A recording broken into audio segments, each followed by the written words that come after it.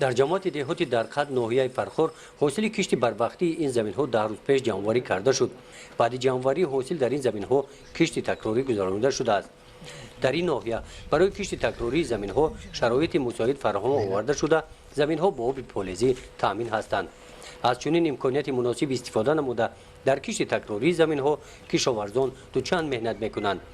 در مدت یک چند روز کشاورزان جماعت دهاتی در خط در کشت تکراری زراعت‌های گوناگون کش نمودند. این زمین ها را خواجگی دهقانی به نام مهریدین حسن استفاده می‌نماید. تربوز زراعت کشت تکراری بوده، بعد آب ماندن زمین نیال‌ها سبزیده دو برگه شدند. 8 گکتار زمین کورم آبی دارم، در 5 تاش پخته کوریدگیم، در 1 گکتارش بعد کشتی غله گرفتن شولی کردگیم، موش کردگیم، باز یک 50 سوتی دیگه شده.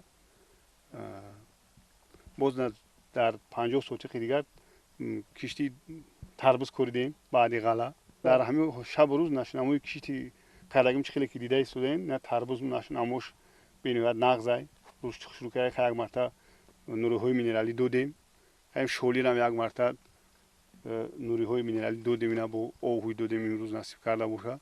همین مهنت یکون دشواری دیگر نیست. همین مهنت میکنیم، سهامدارا موقتی مهنت میکنیم، مهنت کردیم گفته خورده روز نگذرونده ایستادیم. سردار خواجگی دهقانی حسن عارفوف دهقانی تجربه دار است. از حاصل کشت تکراری همه ساله او درآمد خوب به دست می‌آورد. تجربه او را دیگر خواجگی داران می‌آموزند. عبدالملک حمیدوف می‌خواهد تجربه حسن را در خواجگیش استفاده نماید. 6 گکتار زمین نصیب باشه، بعد گندم چی می‌کنیم؟ قشم جواری مکا می‌کنیم و پولوزی می‌کنیم و نه او گرفتیم. یک گکتارش مکای جواری مکا می‌کنیم و دیگه شل لوبیوم موش پولوزی. در جماعت دهاتی در خط در دیگر خواجگی‌های دهقانی این روزها موسم کارهای صحرایی اوج می‌گیرد.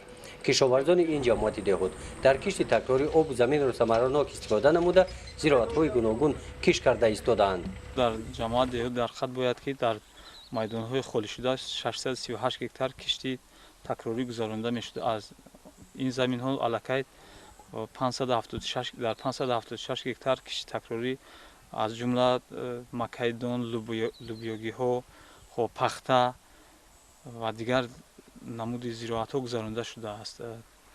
باقی مانده زمین ها از کاه آزاد کرده شده، خالی کرده شده، هر چیز زودتر به کشت تکراری به انجام می‌رسانند. برای کشت تکراری گذراندن یگان مانعی وجود ندارد.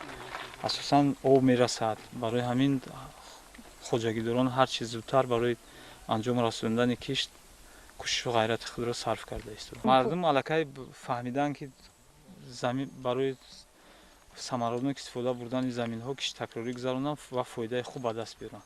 در کشت تکراری که اساس حاصلناکی آن از آب پالزی وابستگی دارد، مهریدین حسن این مسئولیت را درک نموده آب پالزی را عاقلانه و صرفه‌کارانه استفاده نموده و اسرافکاری راه نمی‌دهد. گزارش خود جان از ریف خدای نظر ظهروف از ناحیه فرخور برای برنامه اطلاعاتی نوید.